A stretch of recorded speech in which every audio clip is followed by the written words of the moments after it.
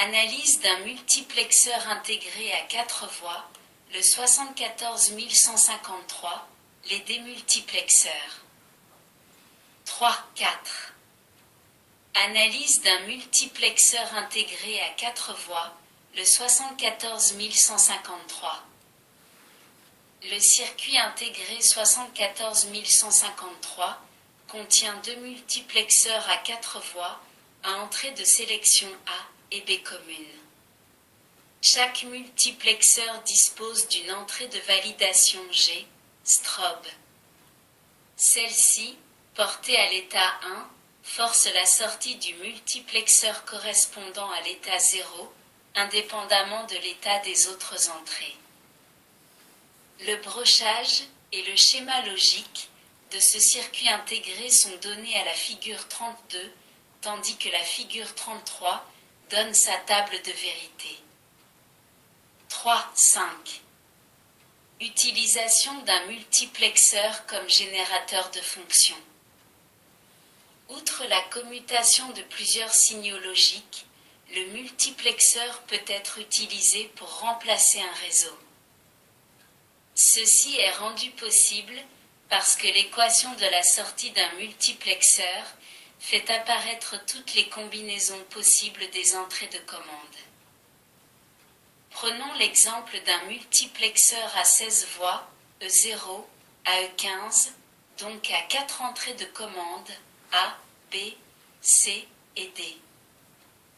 La sortie S a pour l'équation S égale D bar, C bar, B bar, A bar, E0, plus D bar, C bar, B bar, A, E1, plus D, C, B, A, E15.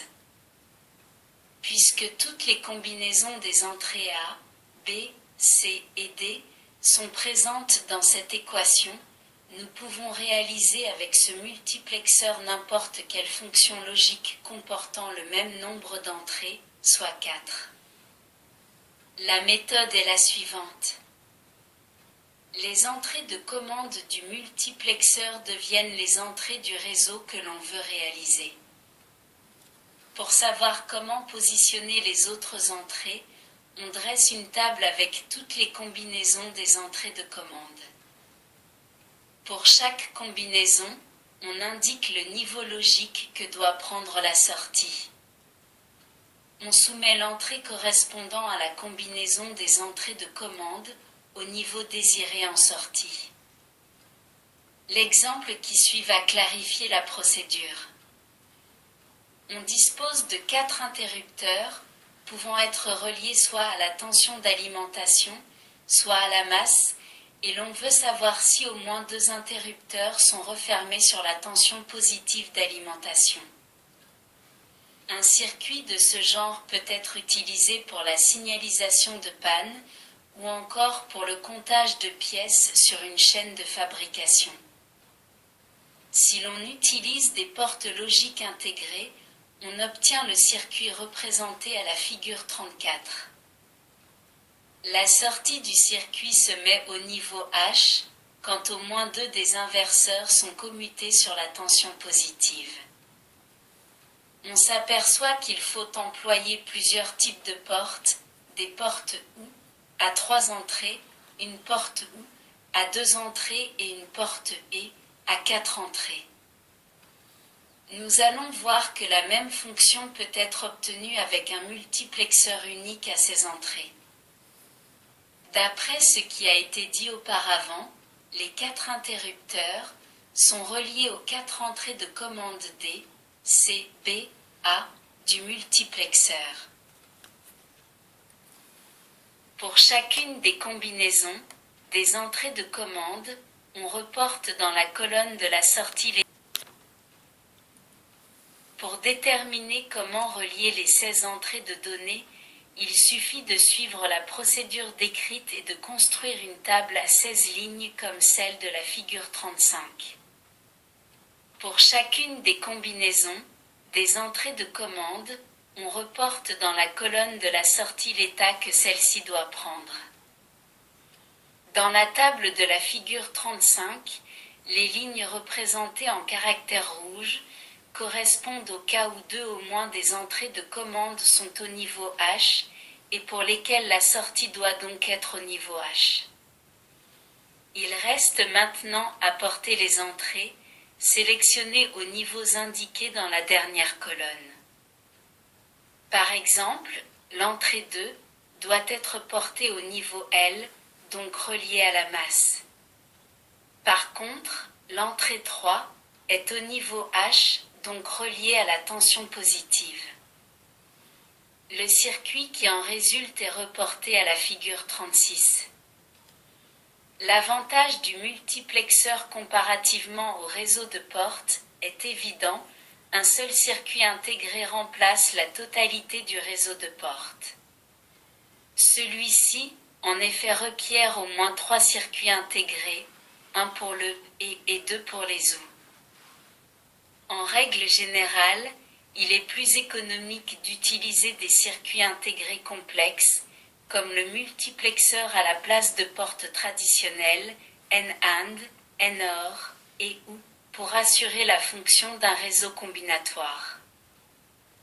De plus, l'emploi d'un multiplexeur permet de passer facilement d'une fonction logique à une autre en changeant le niveau des entrées de données.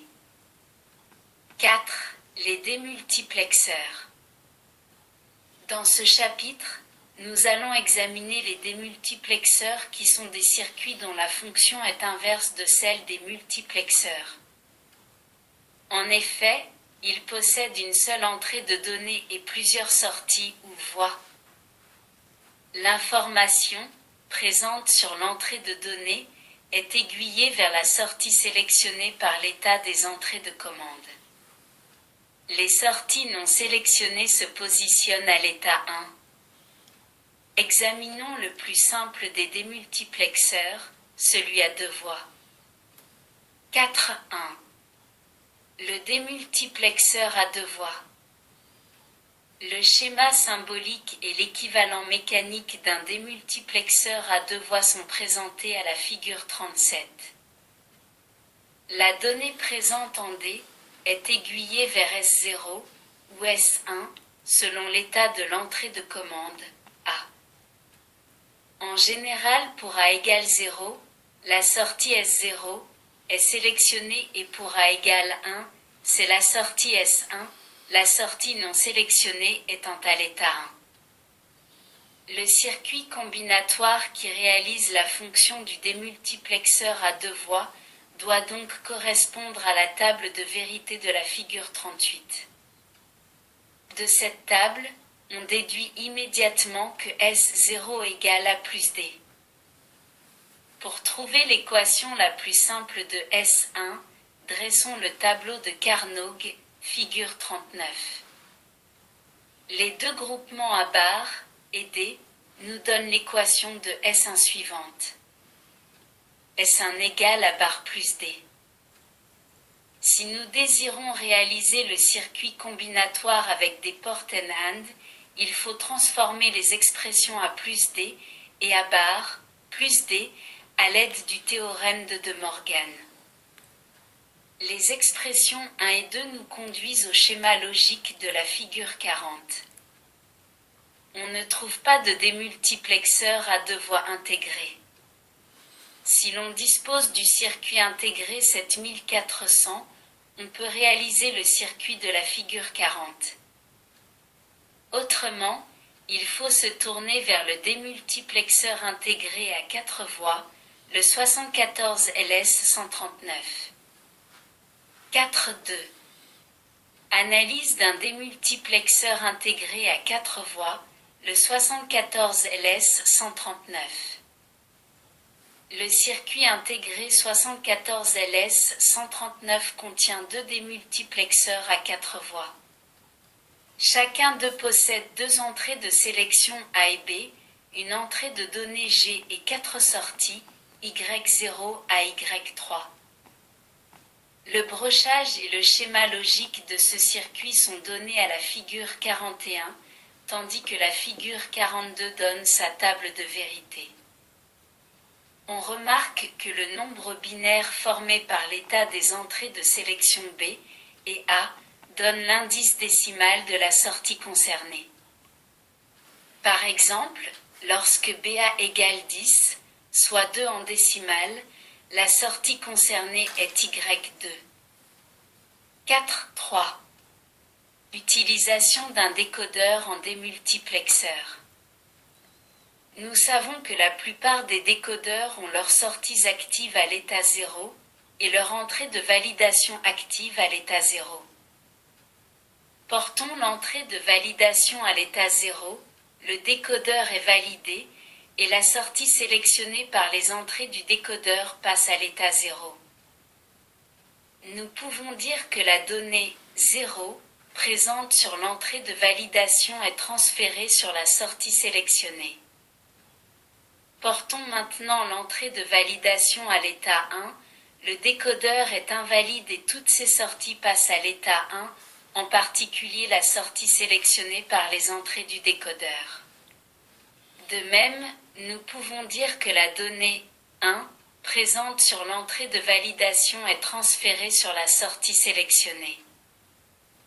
En résumé, la donnée logique, présente sur l'entrée de validation, est aiguillée vers la sortie sélectionnée par les entrées du décodeur. Donc, pour utiliser un décodeur en démultiplexeur, l'entrée de validation devient l'entrée de données et les entrées du décodeur deviennent les entrées de commande du démultiplexeur. La figure 43 illustre comment on passe d'un décodeur à un démultiplexeur. La prochaine théorie traitera des mémoires.